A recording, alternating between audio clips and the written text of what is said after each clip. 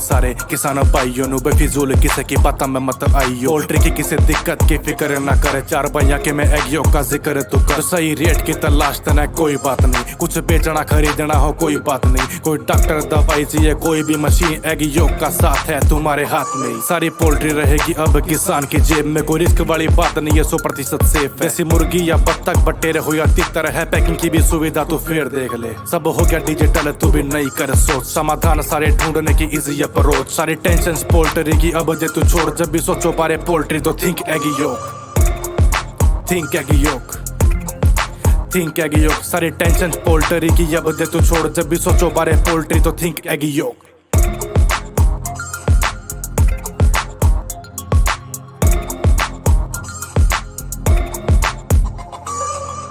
Think poultry, think egg yolk.